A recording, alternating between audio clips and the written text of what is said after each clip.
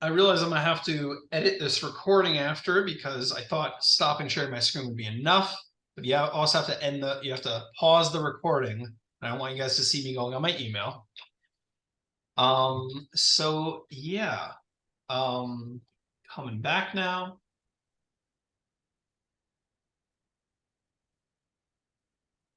Okay, ready to talk about linked lists? Any questions about what we've talked about up until this point?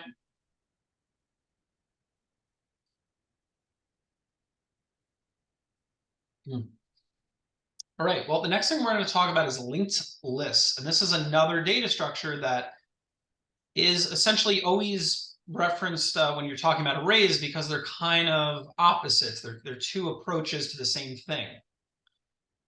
So you don't see linked lists so often directly in a language like Python or JavaScript.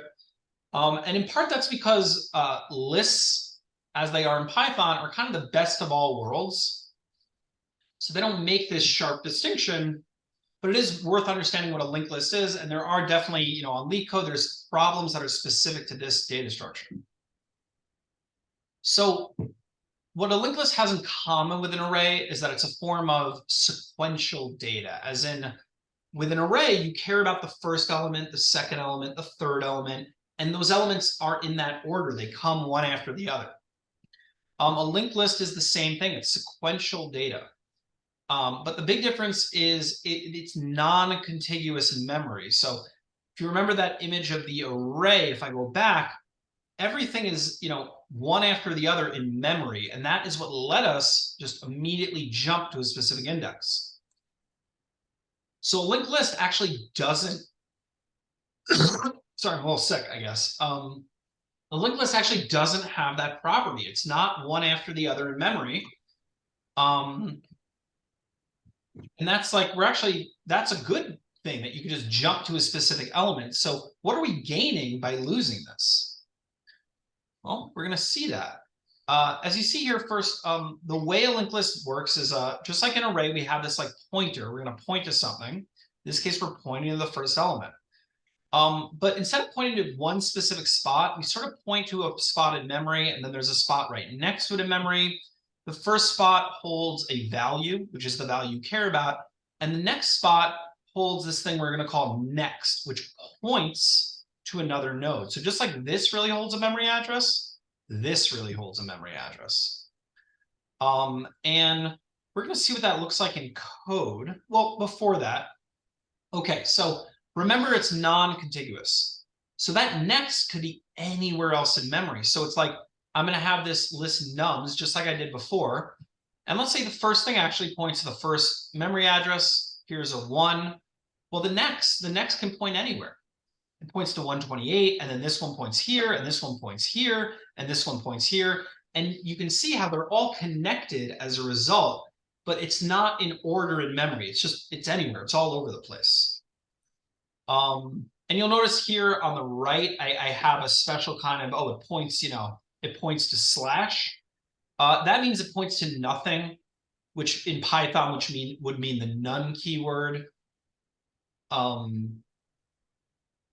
So this is what, a linked list might look like versus an array if we're trying to like do it with, boxes and arrows. And you might be asking yourself, why a linked list? As in, how is this better than the array? As in, the array was in order, so if I wanted the fourth element, I could just say, okay, do a little math, jump to the fourth element. You can't do that anymore with this. If I want to go to the fourth element, the only way is to go to the first element, follow this next, go to the second element, follow the next, third element, follow the next. Finally, I'm here at the fourth element. So that's worse, right? Why would you want this? Well, the reason for it is because there are times, most of the time, where saving everything in order is not actually practical. So imagine you had like some kind of DVD or something that represented a movie, and the movie is planning on playing in order. So it kind of makes sense that you would look at the first frame before looking at the second before looking at the third. if that movie or game or whatever it is 90 gigabytes long, you don't have, like, you might have that much space on your computer. There's no way you have that much space just in order on your computer. It's like looking at a bookshelf. And let's say you had a set of encyclopedias, right? So it's like this many encyclopedias. You might not have this much space free, in one spot on your bookshelf. But if the encyclopedias are broken up into like little books, well, you might have enough space to put them in different spots. And yeah, like that's the main reason a linked list exists, that you just don't often have a ton of space contiguous to put a really large thing. And so for really large things, a linked list makes way more sense than an array. So how might we create a linked list in Python with an array that's sort of already built in the form of lists? With a linked list, if we want to do this in Python, we basically want to use objects to create something that represents a linked list. So this is an example, and this is exactly what's over here. So basically the same order there. I'm like kind of, I have this class called node, and all node is a little way to package a dot value and a dot next. So I pass dot value into the constructor, and dot next is just initially set to none. But each thing, node 1, node 4, whatever it is, I'm storing it initially at num0, nums1, but that represents a memory address. And then right after, I'm sort of linking them up. So the first point, the 0th points to the first dot next points to the second, and on and on. And then the last one, even though that was the default, I did it explicitly to say the last one points to none. That's how you know that you're done. And then I decided to call this whole thing nums, which, really is just pointing to that first one. So that's a way you can do it, and that's sort of like spelling it out. But in practice, you'd probably do something more like this. You're sort of just saying, okay, it's a little weird to look at it in this nested way, but this is the same exact thing. The first thing is a 1. The second thing is the dot next. Well, what is the dot next? It's this whole other thing, and this whole other thing has a 4 for its value and the rest of it for the next. And it might look odd, but this is exactly what that diagram over here was showing. So before we move any further, any questions about like how we're implementing a linked list? Because it is a little odd. Could you read that for me? Like, how would you read this? The nums. Yeah, I mean, like how would you? Yeah, basically the way that you have to implement it is a little odd, but I would just say it's a linked list where 1 points to 4, points to 12, points to 2, points to 7, points to nothing. Yeah, I mean, it definitely is a little odd to read it the way it is, but the end result is that you have something like this. You have something like this somewhere in memory. And that's the essential point, that when you're starting out, when you're starting at nums, you only have access to the first one. And then you're going to have to follow next to get to the second. And you're going to follow that's next to get to the next one. And that's next to get to the next one. So unlike an array, you can't just jump to the nth element. You actually have to walk in order. Do you have to use a class to create a linked list? I think so, because by the nature of Python, that's not like built in, and we don't have the low level ability to like do pointers like in a language like C. So this is the best way to do it, where you're just sort of wrapping it together. I mean, yeah, I would imagine this is the best way to do it. Because objects are kind of the general purpose, make your own data structure or data type in Python and in JavaScript. Any other questions on the implementation? Well, we have an example of this in the code. If I go back to the code, you'll see this is a little more thorough, and we'll get into it. But basically, the basic thing is this node. And then over here, I make a class called linked list, which just, keeps track of the head, which is, where it starts. And then in this case, I also keep track of like the last index, because I need that for a certain algorithm. And we get into that.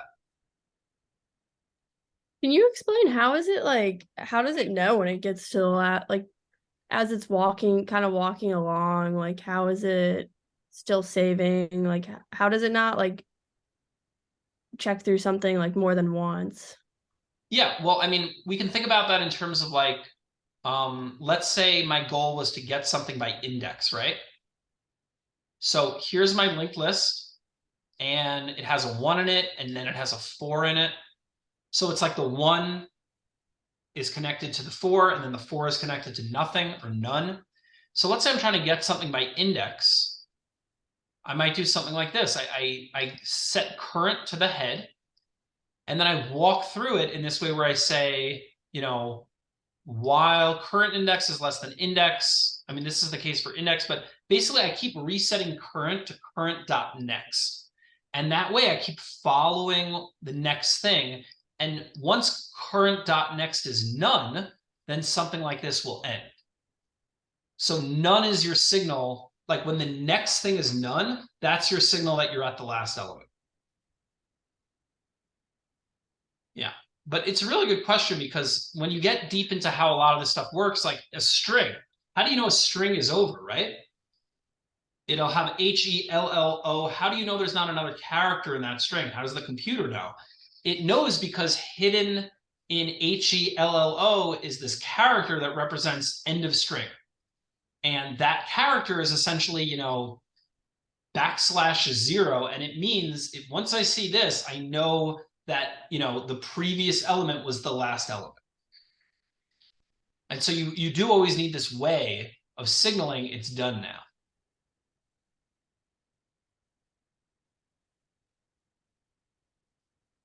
Yeah. Well, I think we get into this a little more. I see that. That's a little typo there. So please keep the questions coming. Otherwise, we will move on. But we're still talking about linked lists for a while. Yep. Quick question. So do you have to initialize 2 classes before going into the method, like trying to get or trying to append? Because I see like you have class node, and also down you also have another class called linked list. Is that always the case before coming to the get method? Yeah, I mean, this was just a way. Yeah, so basically node represents this like just common thing that a linked list can use, but other data structures could use it too. And then I have this class linked list that uses nodes. So for the sake of writing a get by function, I want that to live in the linked list class, but it's going to be all made of nodes. So like self.head is a node. And when I walk through it, I assume everything in there is a node. And when I create it, I say like, I pass it the first node. And if I look at append is really just creating nodes. So it's all nodes. It's just that it wouldn't make sense for the node class to have the, lookup, because node's just one thing, whereas linked list represents, a way of structuring those nodes in order. Oh, makes sense. Thank you. Yeah. And I've not been keeping up with the chat. There's definitely questions. I hope TAs are on top of that. So is what you have laid out there, like all those classes and class methods, is that basically the framework of like how we're going to create a linked list?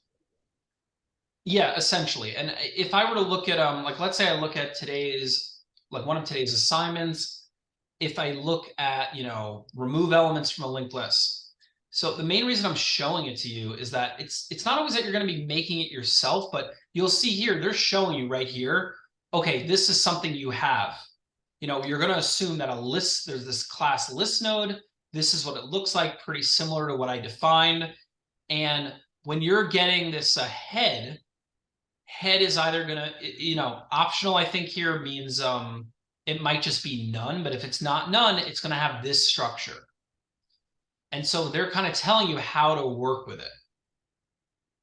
So even if you're not defining it yourself, it's sort of being defined for you in these questions. Yeah, but if you did want to make a linked list and use it yourself to do something, that's how you would do it. But this is to that earlier point of like the chance that you're going to run into a problem and say, you know what I need? I need a linked list. And that isn't something the language already has. Okay, I don't know, I'll make it myself. That's like super unlikely. It's really for these types of problems. And if you did have a specific problem where you wanted something that worked a specific way, you would look at like the Python collections package, and that's going to be like useful container data types that are not identical to you know, the built-in list or something, but that allow you to do things, you know, in a certain way that, you know, is more useful. So I'm positive that, you know, this already exists in some fashion in Python.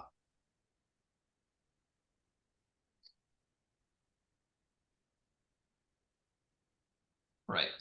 But for right now, the goal is just that we sort of like just see the basics of how it's implemented, because the questions kind of assume you know how this works. And then the questions are like, you know, interesting takes on how you do something with it. So given that this is what our node looks like, and, you know, this is what my linked list class looks like, let's consider lookup for a linked list. So if I'm going to do the get by index here, does anyone who's extremely brave want to try and work through what the complexity is for this get by index? You can be wrong. That's totally okay. We understand that. But you just want to get practice kind of looking like, what's the word?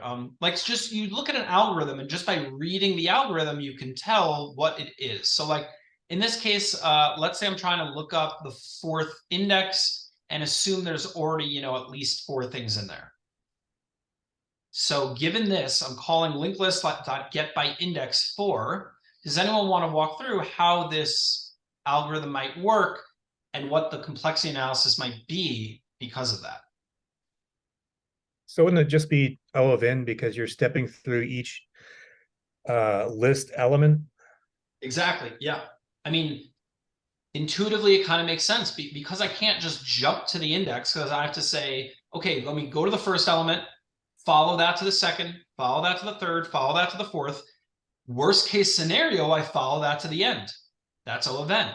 So if the input size is really big, if my linked list has 1,000 nodes in it, if I'm trying to find, you know, the 1,000th node, that's actually not constant time. That's linear time. I have to look at everything to do that, which is obviously worse than an array.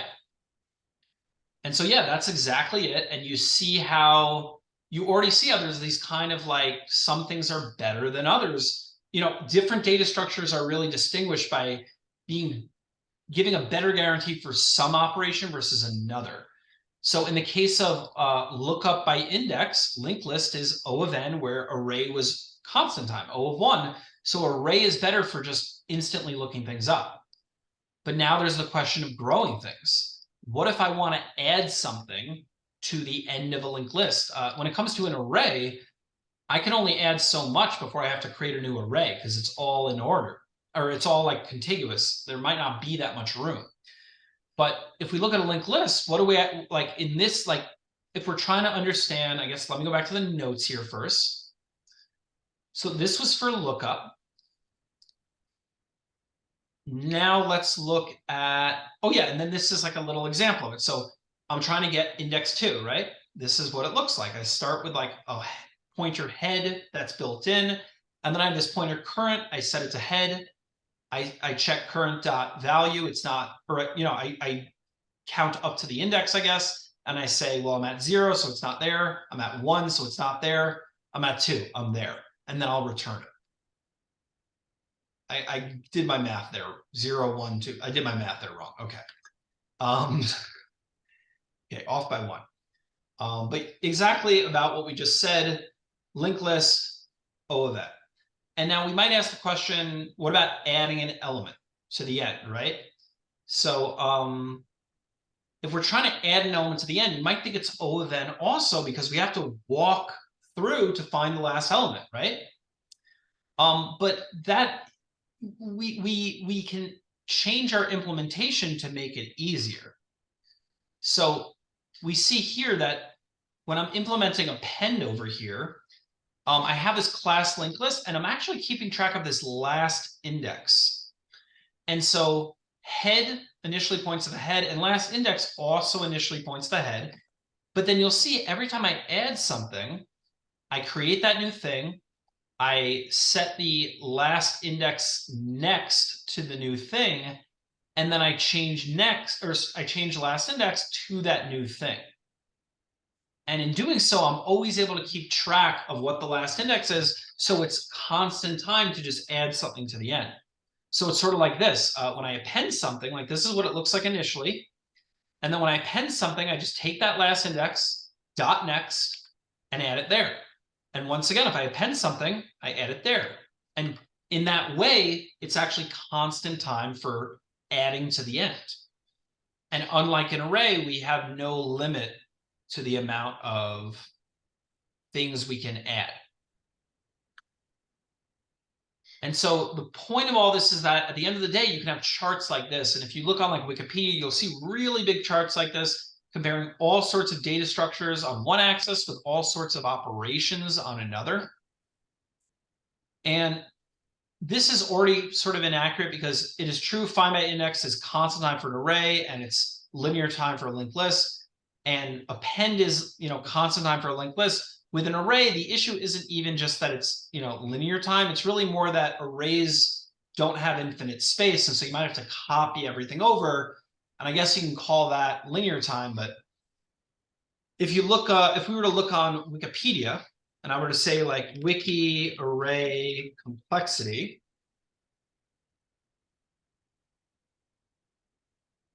we're probably going to see one of those. Yeah, we'll see it here. And what it'll tell me here is like peak index. Well, that's O of n for a linked list. It's O1 for an array. And then there's all these other things it's comparing it against that, I don't even know what all of them are. But you'll see here that when we're looking at just linked list versus array, if I'm trying to insert or delete, there's guarantees for inserting at the beginning or end of a linked list, or even the middle seemingly is more or less O1. And if I'm looking at an array, they're not even counting that because they're saying like an array is not something you easily add to. It's a little too confusing and it's not built into the concept of an array.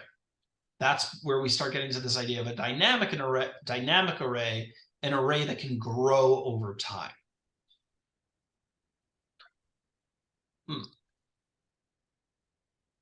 Okay. So I just want to see where we are in this. Right. So this is my last slide and we still have 40 minutes, which is good. So we're definitely going to be open to questions in 1 second. But as you see here, that's the end of today's lecture. And the curriculum doc has the assignments, which we'll look at in a second. And something we didn't talk about today, but that count as sequential data structures are stacks and queues. And these are two different data structures that can actually be implemented as using, arrays or linked lists. But the idea is that they're kind of different ways you might care about data with different guarantees based on what you care about. So I think we have enough time. We can actually go over those directly. But I just wanted to show you that, we're going to close this, and we scroll all the way down here. So all that stuff is here today. We go all the way down. We have some assignments. So first there's this link to us talking last year about stacks and queues, but we can probably talk about that right now. And then I have these different assignments. And anytime they're asking for a specific complexity, I want you to ignore that right now because they're going to be asking for stuff that the trick there, getting that better complexity case, is stuff we cover tomorrow. But these are just some different problems to do, and they're not really that easy. So there's a fair warning there. There's often like a little trick to it that like you got to get used to this whole dot next thing and sort of looking ahead. I guess I'll give you some options. Do we want to talk about, like, we have a little time, so do we want to talk about stacks and queues first, which is, just another set of problems you'll see on LeetCode? Do we want to maybe do one of these problems together? Because I mean, especially the linked list ones, they can be a little tricky. So I guess I'll look at the chat.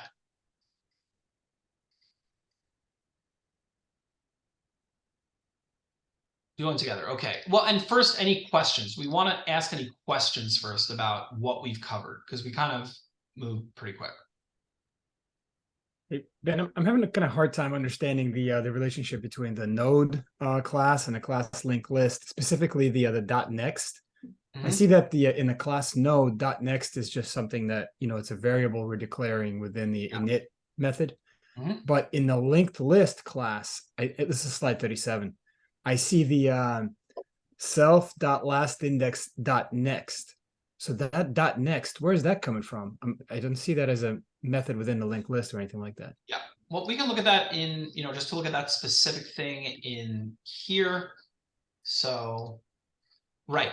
So it's sort of like this. So that, I wonder if I could open it side by side. So we're going to have this here. And then over here, I'll open like the Scala draw stuff, because that's a really useful way of working with this stuff. And it actually remembers some of my stuff, which is nice. I can just copy paste some stuff. But let's actually, I'm just going to grab one of these because it's such a useful, that one thing is pretty useful. Oops, it grabbed it in a weird way. Let me try that again. How do we want all of that. And I'm going to scroll down here and do that. Great. And we'll zoom in a little. Okay. So looking through this, let's just look at that first line, right? LL equals LL node 1. Make that opacity normal. Okay.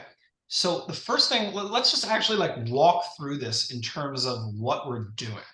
So first I'm making something called LL. So I'll write it like that, LL, and then it points somewhere.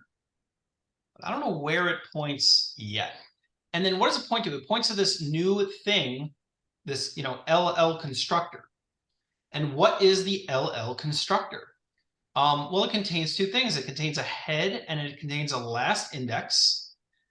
And they both, point to this input head. And what's that input head? Node 1. So the first thing I'm doing is creating this node. And when I run node 1, which is within that LL, it's returning me something like this. It has this value of 1 and this next pointing to, by default, none. And then when I create this linked list, it's like this linked list points, here. Let's do it like that, maybe. The linked list points to something like this. And that linked list is going to hold two things. It's going to hold something called head, and it's also going to hold something called last index. Maybe I can make it a little smaller. And both of those are pointing to this same thing here, which is just our first node. And then I call append 4. So what happens when I call append 4? Well, first I create a brand new node over here, and I have something called new node pointing to it. So new node, I'll make a little arrow. And what goes in there, the value, so in this case, 4 goes in there. But by default, next points to nothing. And then now I'm looking within linked list, I'm saying self.last index. Well, self, the whole thing dot last index, well, that actually points to a node. And then I'm saying its next should equal the new node. So that's like I'm doing this. I'm saying, take that out. Its next now points to whatever new node points to. And now I'm saying last index also points to that new thing. And by the time this is done, I'm really taking all of this out and I'm moving this over here. I mean, this is just the way you look at it. And this actually points over here like that. And last index is just keeping track of whatever the last one is. And then we repeat that process for append 12, where, we create this new thing called 12. This is what it looks like. And then when I add it, I end up adding it to whatever last index.next is, which means it'll get added over here. Let me zoom out a little more. And then last index itself gets updated to point to that last thing. And so that's what we're doing with this. We're just repeatedly, keeping track of the last index and accessing its dot next, because the last index actually points to a node.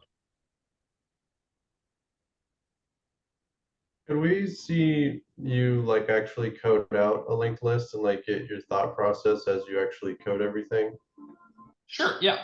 Well, it might be better than to just do one of these problems, but we can see here that behind the scenes, I mean, I guess first we can do that, where if I look here, like let's say I'm just gonna make, an entirely new file, and I'll call it linklist2.py. So it's there. And so if I was making it, the first thing I'm doing is making like a node. And by the nature of this node, this is kind of always going to be the case with these nodes. Am I spelling a nit right there? Oh, because the def, right? Okay, because of the nature of these nodes, well, I care about two things. I want a value. And wait, does self, yeah, self is the first thing. So the first thing I want is this value. And I'll say self.value equals value. And right now it's just like a wrapper. So if I said like n equals node 1, well, then I can print n dot value. And if I run this, I'll see it's something like Python LL2. So it just holds the value, right? But that's not so useful. That's just a node.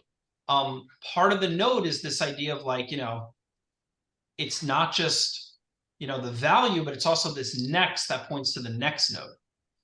So I want to put that in there so I can have another thing, next. And I'll say something like self.next equals next. But then in this case, I'm saying like, okay, well, I have node 1.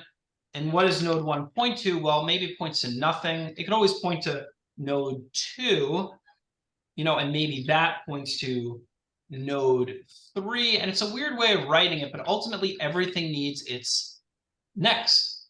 And its next is going to be none eventually. And so I might want to just put that in there to say, by default, assume next is none. And then I'll, I, the programmer, will handle setting next explicitly. So then I could just write something like that. And now in this case, I could say something like print n.value. At that point, I almost have a linked list. So I could say something like print linked list.value, and that'll represent the first node. And then I could say print linked list.next.value, and that'll represent the value of the second node. And then the third node, and then even the fourth node. In this case, I'm saying this is dot value, this is next dot value, this is next dot value. And then at that point, I actually just want to know this guy's next, because it's just going to be none. So if I print these out, those are the values. And then finally, the last thing is none. We don't want to ask for its value because that would break. But at that point, I might want to say like, well, let me like wrap this. Maybe I could say like class, linked list. And what does that constructor look like? Well, what would it take? So maybe it could take nothing by default, but I want to keep track of the head. So I'll say something like self.head equals, and what does it equal? Well, I could just pass it an initial thing. Maybe I'll say like, head, but by default it equals none. But it's sort of like, I actually maybe want a situation where I could pass this whole bunch of stuff to it, and that's the initial linked list. And so in that case, I might actually want to like do things first with it, where I would say like, okay, well, let's say I made a linked list, and what I passed to it initially was something like this. It should be able to handle that. And this is that input head. So I could just say something like head. And then, I want to find out what the last index is first. So how do I do that? Well, the last index will be whatever next value, whatever value there is where its next equals none. So maybe right here, because I want to get this last index, maybe initially I would Well, if it was none, then I would just say something like self dot last index equals head. So maybe it starts at none. Honestly, it gets pretty confusing if it's allowed to be none. But for now, let's just say that's okay. But really, I want to walk through to the end. So, maybe I'm just setting it initially to none, but I want to find it. So now I'm going to say like, whatever was passed in as head, I'm going to do something like, I'm going to set this pointer current, and I'm going to say current equals head, because that's where we're starting. And then I'll say like while current dot next. So while basically there is a next, while that's not none, and again, this isn't going to work if head is none, but assuming it's not none, while there is a next, so this is going to say like, okay, current is going to be equal to node 1, and it has a next, which is node 2. And so every time this happens, I'm going to say current equals current dot next. So this is just going to walk me through to the end. And then once we're on node 3, so once we said, we're at node 2, that's our current, and we say, okay, current equals current dot next. Now current points to node 3. Well, node 3 is dot next is none. So this breaks. And when we're out of it, maybe the last thing we do is we say, okay, now we actually know what the last index is. So now I'll say self.last index equals current. And now I've defined that linked list such that if I just say now, if I just like, were to print linked list dot head dot value maybe, and I were to print linked list dot last index dot value, those should both be right. The first one was a 3, the last one, or the first one is a 1, the last one is a 3. And like something simple I could do, even if I'm not trying to look something up or write an algorithm, often writing the toString function can tell you a lot about the nature of that object. So let's do this collaboratively. Like ultimately I want to print my linked list. And if I do that right now, why doesn't it like that? Expected indented block? Oh, because of this, right? Pass. Well, let's say I didn't have this yet. If I were to run this, it's printing something like that. So I actually want to write something here. How might I print my string or print my linked list? So all I have to start with is a head and a last index. How do I want to print my linked list? You could just print each one on a new line if you really wanted to. Yeah, and we're going to start with current equals head. So like what we're going to do is first we're going to keep track. We say current equals self.head. You run a loop to do it? Exactly, yeah. So I'm going to run a loop to do it, where first I'm going to start at self.head because that's the beginning. And I use current because that's what I'm going to keep updating. And then I'm just like before, I'm going to use this pattern a lot where I always forget that I'm in Python. Okay. I'm going to use this pattern where I say while current dot next. So while there is something next, then I'll say something like, first I'll print what's at current. So maybe I'll build up a string over time. So I'll write something like output string equals empty. And then by the end, I would return it. And then what I'll do is one at a time, I'll say, okay, take that output string and add to it whatever current dot value is. And just because of how objects work in Python, it doesn't know that's a node. There is a way to add like, but it's fine, it's going to work. So I'm adding the current dot value to it. I think I have to write something like this because it's going to be a 1. So that's how I add that. So I'm going to add something like current value, and then I'm going to add, for my own sake, an arrow and like spaces, but I don't want a new line. Just gonna do it like this. So this is gonna be that first, like I'm adding the first element and then an arrow. And then at that point, I would do this, you know, current equals current dot next. So that'll move me to the next one. And now I check again. Well, is, you know, now that current is one ahead, does it have a next? If it does, we do it again. But we keep doing this until the next is none. And that's going to be like the case of 3. So in that case, when it's all done, I'm going to want to, like, I like this else business in Python. So I'm saying like only on the last iteration of the loop, when this fails, am I going to say like, okay, well, current still has a value, even if its next is none. So I'll add something like this, where, you know, we're gonna add one last thing, which is that value 3, and it'll just, you know, end, or I'll point it to the end like that, and maybe I add a new line there because then I'm done.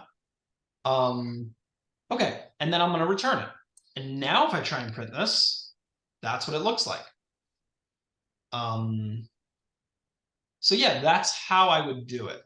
And then if I wanted to add a append or anything else, like you would just start adding to this, knowing that, you know, your linked list is only keeping track of 2 things right now.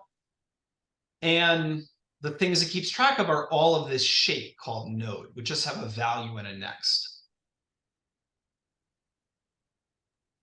Question for what you're printing out, is this just 1, 2, 3 as in the index? Because we're not passing, or is that the value? That's the values. So if I change Okay. 4, 44, -72, that should still work.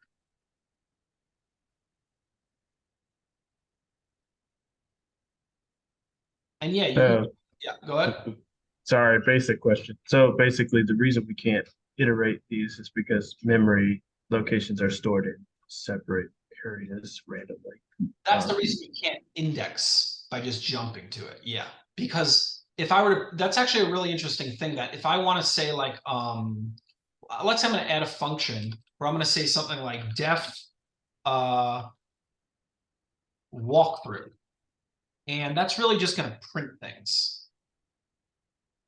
So I want to print something at each stage, and I'll do the same thing with the, you know, current. So really, I just want to walk through everything with this, you know, while current dot next. And so I'm just going to start current here, and then while current dot next, I'm going to print a few things. I'm going to say print. Maybe I'll keep track of the index while I do it.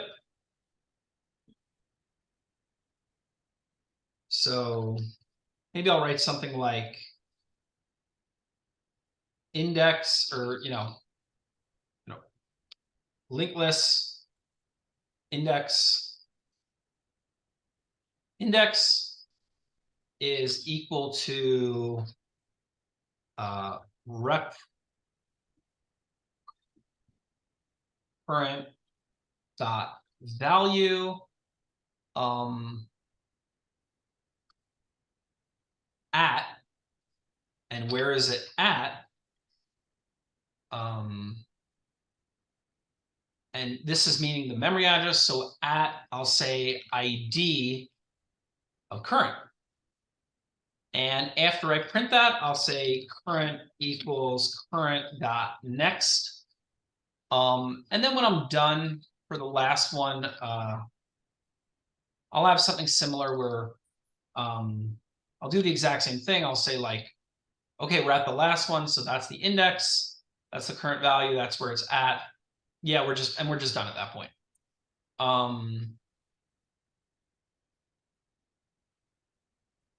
mean, I could even get around this by saying something like while current. And so it's current I care about. And once current is none, then we stop. I think that'll work. Yeah. So if I run this now and I say something like not just print LL, but also walk, or LL.walkthrough. Let's see what that looks like. All right. Oh, I didn't increment the index. Let me do that. Every time I do this, I want to say index plus equals 1. Let's run that again. So, right, this is what I'm doing. I'm saying like 4 is connected to 44 is connected to 72. And this is kind of hard to see, but basically, well, I guess to make this easier to see, it's like I'm saying 4 is at this location, but just as well, I want to say, you know, that's 4. Maybe I'll write it like equals, you know,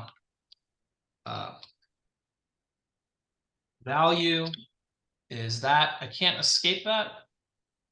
I do like that. Okay. So I'm going to say like value is equal to that. And next is equal to, you know, a certain memory address, which will be current dot next. And I'm saying it's all there. Okay, let's try that again. I guess I want to wrap that in ID. Right, let's try it again. So right, this is like, okay, so I have this value 4 and it lives at this memory address and this is what its next is. But notice this next and what this lives at are the same, and that's the connection. And then this next is where this lives. And then this next, I guess this is where none lives right now. Or just that's where they stored none over there. But hopefully that helps a little to just see how like the next is just holding the memory address of the next thing. Next holds the memory address of the next thing. And that's why you have to go in order, because you have no idea what these memory addresses are going to be, and they're not related to each other in the way that, like, you know, indexing is related. So I guess by comparison, if I were to make an array in Python, I have no guarantees that it will necessarily do it this way, but let me try it. So if I were to say like, you know, print array 0 and the ID of array 0, and let me do that like 3 times in a row.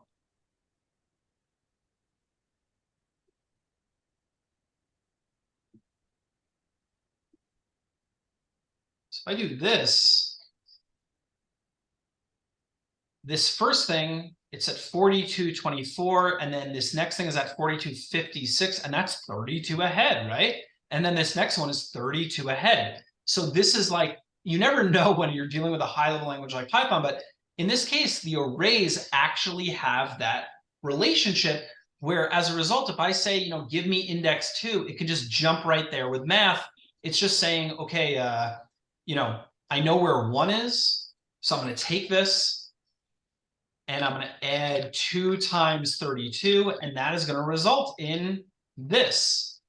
And now I can just jump right there. Whereas you don't have that guarantee over here. The second thing is at, you know, 940, blah, blah, blah. The first thing is at 1. I think the first thing is in memory ahead of the last thing. So there's just no order. There's no like actual relationship to memory in a linked list, which is actually a benefit in that it means it can just grow arbitrarily as long as there's free space, where this thing, it's actually probably, you know, only this long in memory. And then if I say dot append, that's actually an interesting point here, is that if I said like dot append, array dot append, that's what it's called, right? Yeah. And then I said like array 3, or, you know, I wonder how many times I would do this until things started changing. Like, I wonder if I do this. Yeah, you'll see. So this is actually pretty interesting. So it was 3 long. I appended to it, and now that relationship is not there anymore, right? It's like 15, or no, is that correct? Okay. If I kept adding to it, I would eventually find that it's put them somewhere else, but probably not worth doing for right now.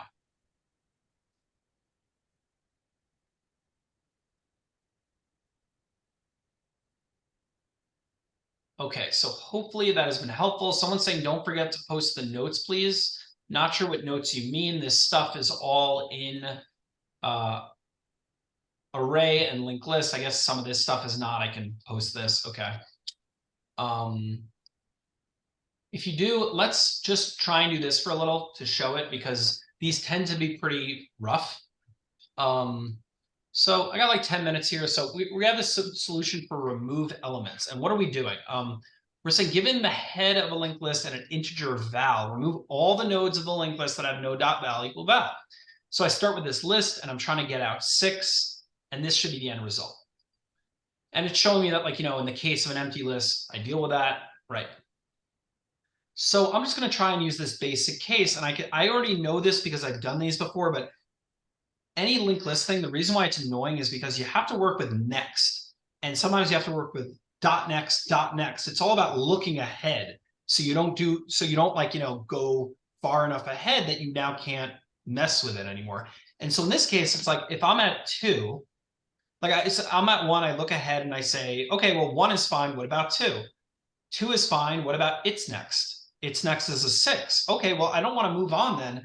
I actually want to remove 6. And how do I remove 6? I just tie the next of 2 to the next over here. So just using this first example, how might I do that? Well, I have this head and it actually has stuff in it. So I'm just going to start with my examples. And the first thing I'll do is I'll say current equals head.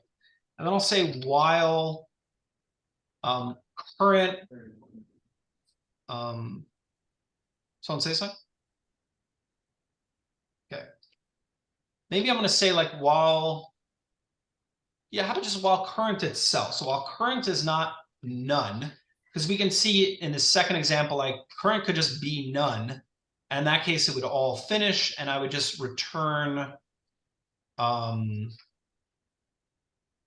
what we're actually returning is the linked list starting from head. So that still points to the main thing, but in that case, I would just, by the end of this, I'm returning head, which represents the whole list or the whole linked list, but they're representing it as, kind of an array just for you to see it.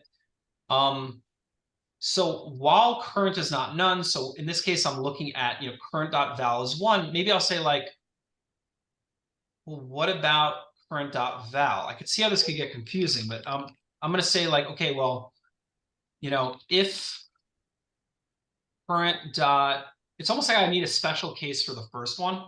I could see how this is going to become an issue, but let's just go with this first example, set current to head.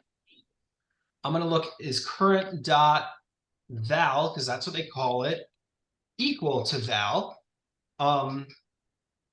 If it is, I want to do something, but in this case, it's not. And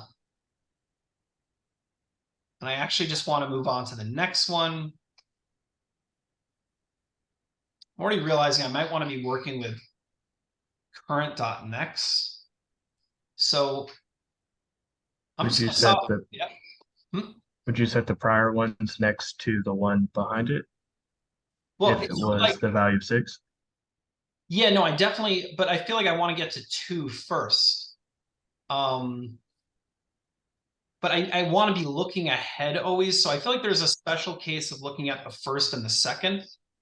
Or sorry, looking at the first one. So basically the first, like just to handle some of these edge cases, the first thing I want to do is say something like, I'm going to work with these edge cases first where I say something like, if head dot next equals none, return head. And the only reason I'm doing that is that that is going to let me pass this first case. Good point. Or sorry, this second case. So I guess in this case, head is actually none. So I'm saying, I guess first I'll say if head is none, return head. Okay, and that passes this first case. And it passes this case too, but not really. So in this case, this is a case where it's not just when all the 7s are there. I actually have to care about head.next. So I also want to say something like, while I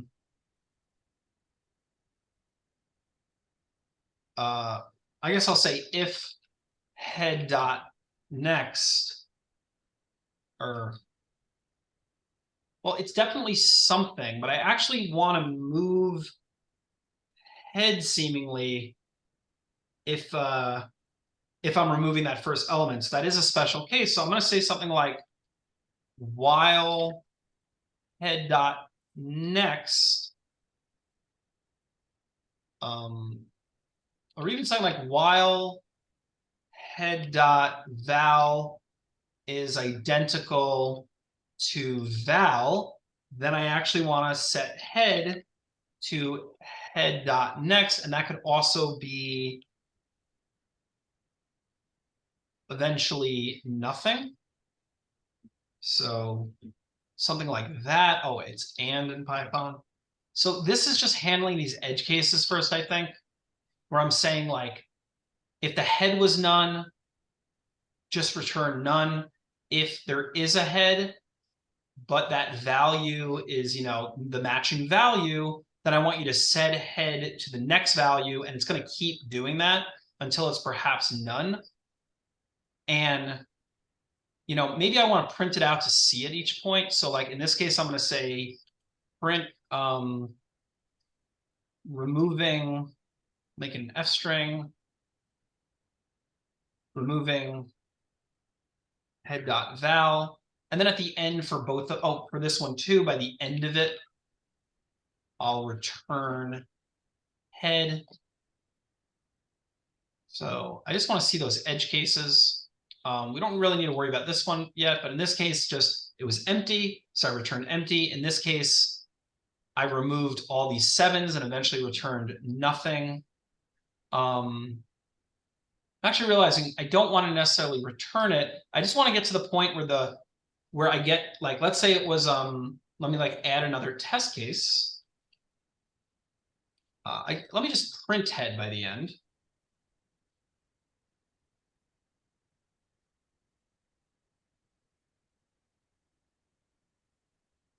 So in this case, if I print head,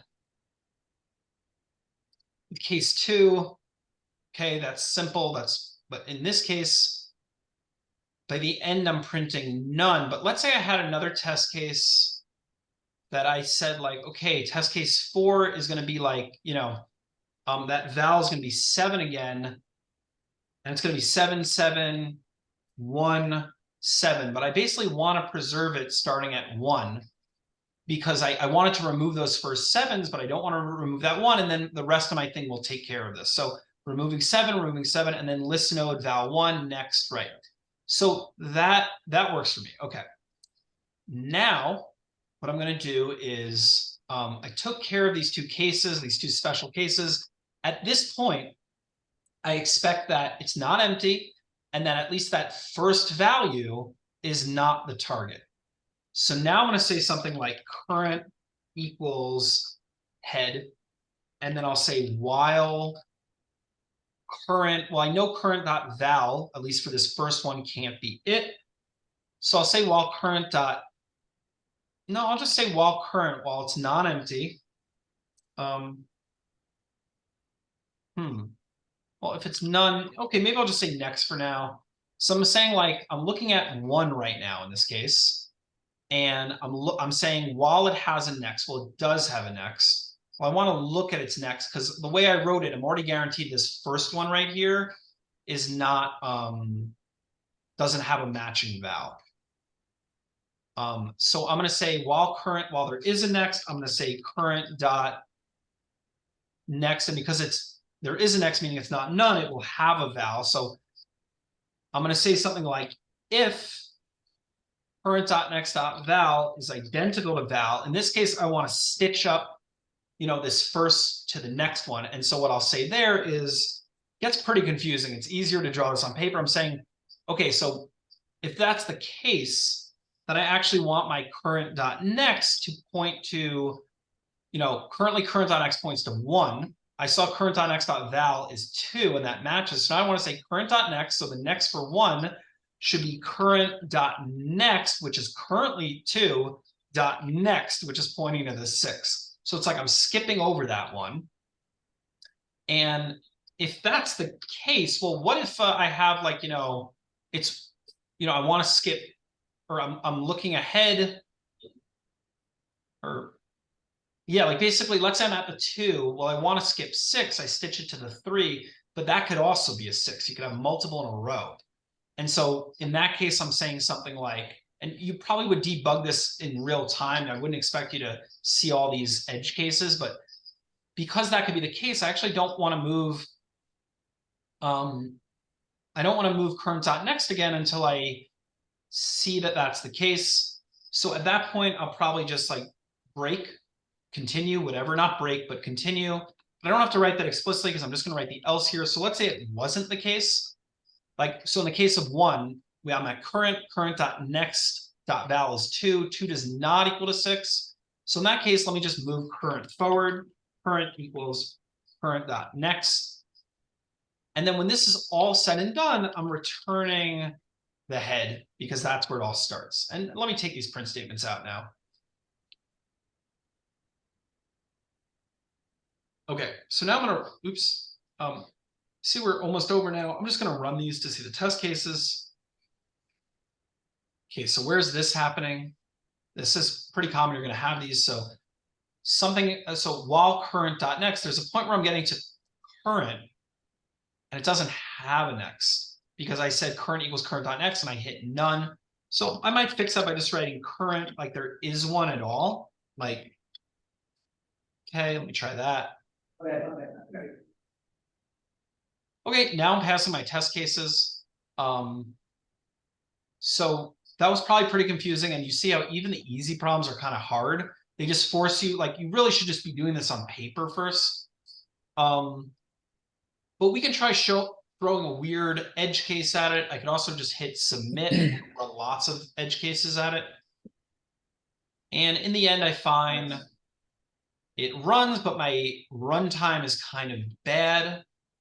And I wonder why. It's probably because I'm doing it in order, but what else could I have done? I don't know what else I could have done. I don't know why my runtime's so bad.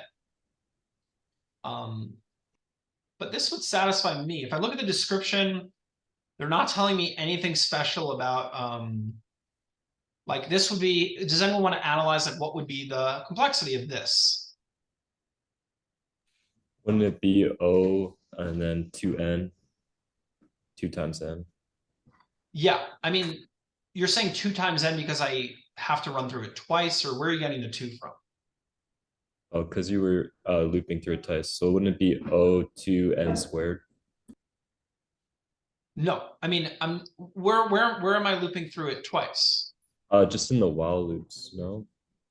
Well, this while loop will get me. Well, this while loop will just move the head if there's, matching targets or matching vowels in the beginning. And then this takes over from there. And then once it hits something that isn't a match, it then will look for it in the rest. So I'm really only looking at everything once. Okay, so it would just be O of n squared. Just O of n. There is no squared. As in squared would mean for each element, I'm looking at each other element. But really, I'm just looking at one element at a time. Okay, I see. Yeah, but to the point of the 2n, sometimes you are going to have things like that where you're like, oh, well, I didn't look at it n times for each element, but I looked at the whole array, and then I looked at the whole array again. And that's technically 2n. But as we get to in day 3, because of how complexity analysis works, because we're concerned with n as it like approaches infinity, we don't care about 2n. That's just n. So anytime there's a scalar multiple, we just ignore that. We just drop it. So, 1000 n squared is just n squared. Practically speaking, it's 1,000 times slower than not having that, but we don't count that for complexity analysis. If you go back to that graph, you can just click on the runtimes on there and it'll show you the solution that was submitted to have that runtime. Okay, so it'll look like over here or something. Or on the left, if you click on the left side of the graph, it'll be the fastest. These are the better ones, right? So let's see, how are they doing? They're saying start with this dummy list node. I guess that's just so that it has a next. Its next is our head. Yeah, so they're getting around some of the issues I had by just creating what's sometimes called a sentinel node. You're just creating a node that points to your first node and there's nothing in it. And then current is equal to that head, and then they're keeping track of the previous. Oh, okay, so they're keeping track of the previous this way. And then while there is a current, they look at its value. And if it's a certain thing, then they stitch the previous dot next with the current dot next. Otherwise, they just move previous up to current. So they're kind of looking at two things at once. I don't understand why this is much more efficient than mine, but okay. I'll take it. I mean, 49 milliseconds versus 90 milliseconds. Okay, so this is a little unfair. Like, those aren't really too different. The idea that I took, like, you know, like, yeah, I mean, and this is where the whole, like, you know, measuring runtime like this versus complexity analysis is different, because his complexity analysis is exactly the same as mine. He has to think about every element, potentially it's O of n, but you could be slightly more or slightly less efficient. And so these things are broken up really by milliseconds. And that seems a little unfair, but it is what it is.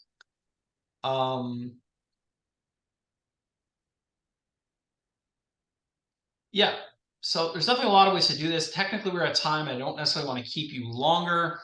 I'll stick around for questions, but I just want to say again, we know these are harder than average problems and they're very weird at first, but my advice is just, you know, part of this is just to get used to them. And you really do benefit by going to something like Excalidraw and just drawing things out. So as you can see here, like, not just for this, like for data structures we do tomorrow, I've just been drawing stuff because that's like a helpful way to think about it, because these are you know, code ideas. They really are just circles or, you know, boxes and arrows connecting them.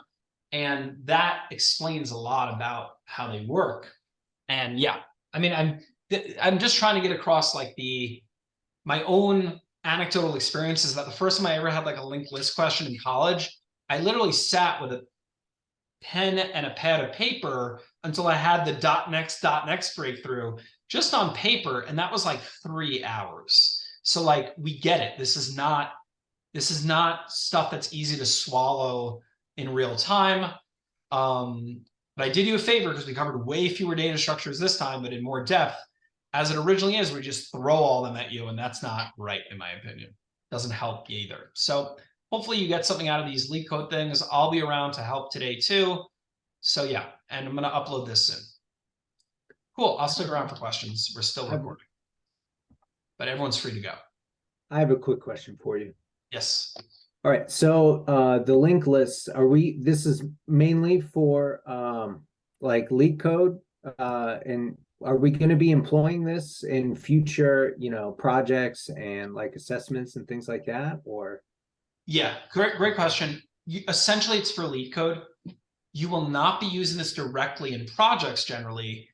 It's because it's such a essential idea that it's baked into languages. Like, linked lists are definitely used in your operating system, in Python's, you know, compiler itself. You yourself will almost never think to use this because there's like all the power you can get for anything, for a linked list, for an array, it's built into Python already. Your Python lists are the best of all worlds. But it's a contrived kind of problem that's useful for these interviews. And really, we're trying to get feedback from previous semesters.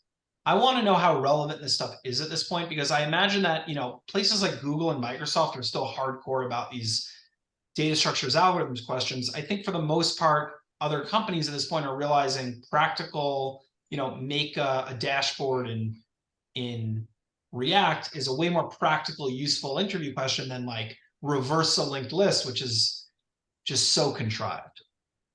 Okay, thank you. And then also, what's on the docket for this afternoon? When do we come back and what can we expect? Great question. Let me look at the calendar real quick. As far as I know, you have lunch now. Oh, interesting. We have, oh, interesting. I didn't know about this, so I apologize. It sounds like we have a fair number of Death by PowerPoint. well, I'm trying to remember what GS is. We normally call this like beyond tech, but this is a specific thing where different people are giving career advice type stuff. I'm going to speak to Nick about this, about what is going on there, because yeah, it looks like, we've already gone like 9 minutes over, but at 1 p.m. CST is when you're supposed to come back. But it seems like from 1 p.m. CST to 4 p.m. CST, you have like other things, and that doesn't really leave a lot of time to do assignments. This is kind of a heavy day. So Francisco, are you there? Do you know about this? Yeah, I'm here, yes. And yes, from what I'm tracking, there's supposed to be meetings from 1 CST until 4 CST. So that's kind of rough. That gives people not a lot of time to work on this stuff. Yeah, I think that's something that me and you can probably discuss offline, not right now. Yeah, fair enough. Okay, we're going to discuss it and we'll get back to you. But the assumption is you're back at 1 p.m. CST and you're doing these Beyond Tech type talks. Awesome. Thanks, guys. All right, thanks a lot. I'll stick around for any more questions, and then when I'm done, I'll get off this and edit the video and upload it. Hey Ben, I got one more question. Sure. When you were doing that leak code problem, you didn't have to actually code out that whole class. Was that just done automatically by the leak code, essentially? Yeah, let's look at that real quick. So what's an example here? Like if I go to leak code, which one was I just at? I mean, I could look at my history, but essentially, I don't think it's this one.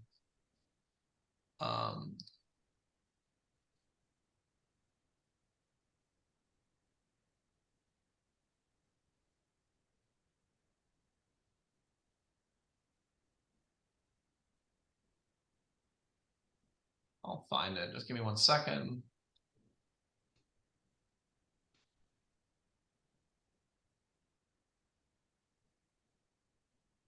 We just did this one. I could always just go here and click on it.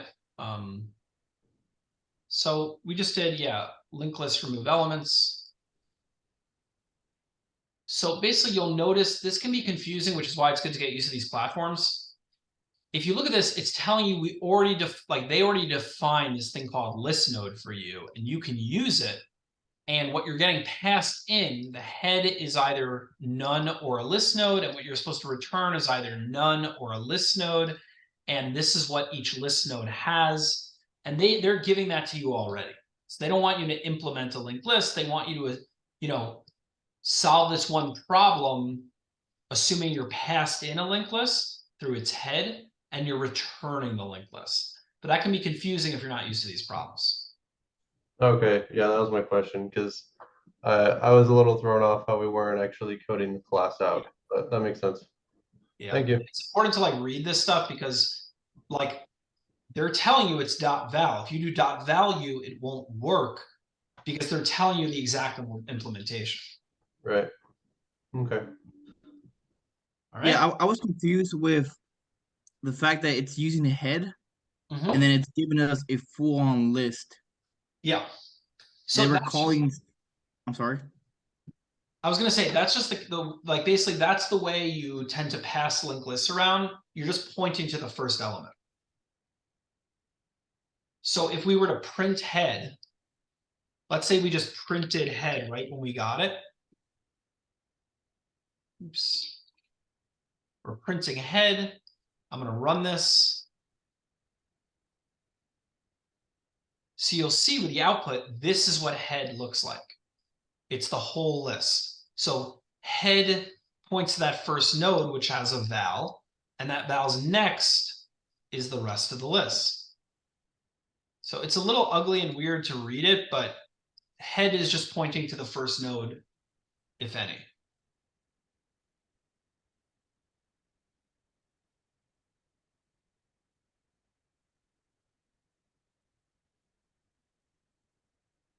Does that work? Yeah, I guess just the wording and trying to visualize it is what really confused me. Yeah, that's where the Excalidraw stuff comes in, because they're kind of assuming that you've had some exposure to something like this, where you see okay, head points to this. This has a next, which points to this. This has a next, which points to this.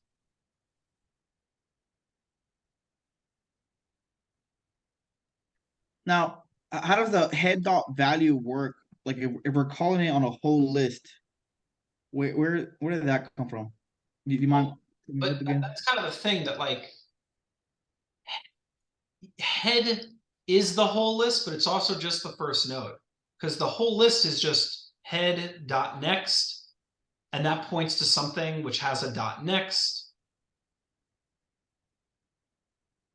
So like head points to this single list node which has a value, and its dot next points to just a memory address, but that memory address has this, and that next has this, and so it's like it's easier to see with this sort of thing. It really is. Like in this case, I made this separate linked list class, but this is more like this. I have head pointing to the first one, its next points to another one, its next points to another one, its next might point to none. Okay. I'm starting to understand it. Yeah, it's a little rough. Yeah, I mean, the only way is really to like just look at this idea of a list node and draw it out, or like, this is at least one topic where there's so much resources online. Like we linked to some of our own stuff where like, if you click, you know, the stacks and queues thing here, that's going to open it up on YouTube. So we're linking you specifically to the stacks and queues part. But if you go back for like, if you look around, one of the things here will be linked list. Does she just call it a list? It should be on the right. I saw on the right, I think. Yeah, if there's other ones, there might be also a size similar to. Yeah. So like it creates continuous slots in memory that contain those data pieces. Like this is something you could watch and it might help with it. Or so you can break. But yeah, continuous model of saving data. Going from the code to the picture or from the picture to the code can sometimes be a little frustrating if you're not used to it, because it's hard to visualize it in code. Yeah. All I can really say is that, you know, do your best with this stuff, but it's something we just kind of want to introduce you to now. And it only really comes back in the course later when we start preparing for interviews, and that's its own sort of beast. We're just trying to give you a taste of it now, so you'll have more familiarity later. But if you don't get this stuff at all, it really won't affect, you know, any of the rest of the like coursework. Okay. Yeah. So I'm obviously gonna go back and ensure that I get this later today. I just wanted to make sure that this isn't building up to something bigger like later tomorrow, where I'm like, if I don't understand this now, I'm gonna be completely lost tomorrow. Yeah, I mean, perhaps for tomorrow or the next day, but basically this week of data structures is somewhat self-contained. Once this week is done, we go into like SQL. Now we're just getting back to like practical stuff, and that continues through the end of the course. And this only comes back when as the course goes on, when we're basically encouraging you to do more leak code and learn more of this stuff for the sake of these, like, you know, interviews. Okay, thank you. I appreciate your time. Yep, no problem. All right, anything else before I leave and upload this video?